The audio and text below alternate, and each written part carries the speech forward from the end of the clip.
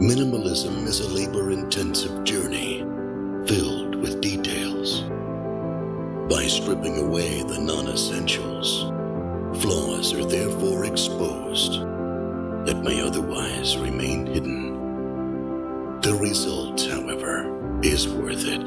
The work can then be examined intensively and uninterrupted, forcing its basic function and message to stand out.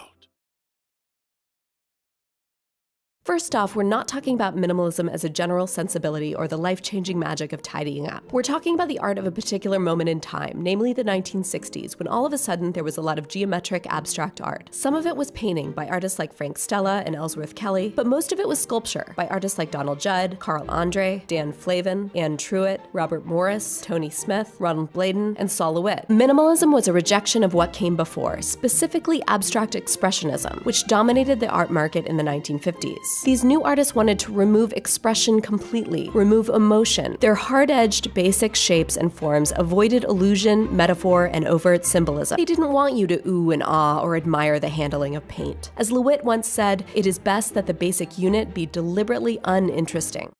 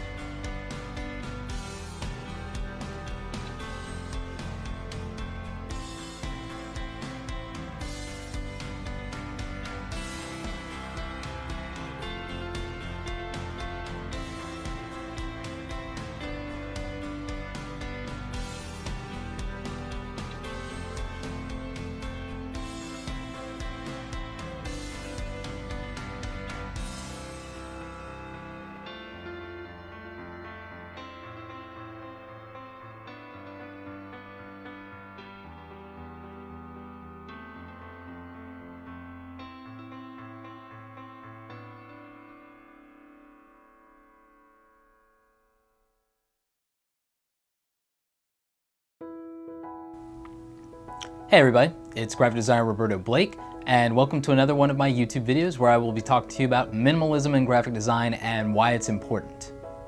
Graphic design isn't just about visual presentation and aesthetic. Although that's important, graphic design is primarily about communication, and communication is often best when it is concise.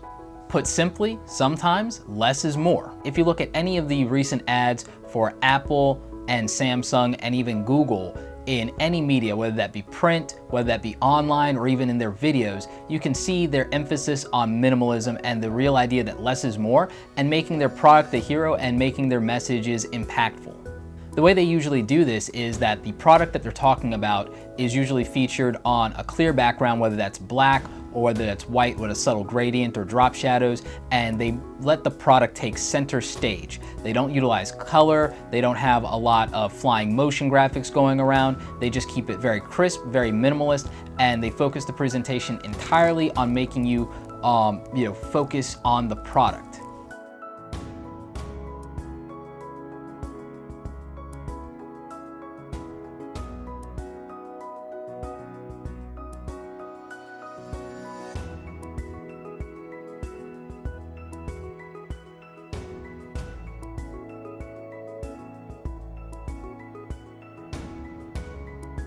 What's less real than million-dollar plywood boxes? And yet, for me at least, minimalist art can still impart a strong feeling. A feeling for space, light, for presence and absence. You're aware of your own body in the gallery as you've never been before. You notice that your position in the room shapes your perception of the thing. You appreciate the architecture and the spareness. And in a world filled with complexity and information and lots of stuff, this is a balm. This is a world more simplified than the actual world is. And that I can appreciate.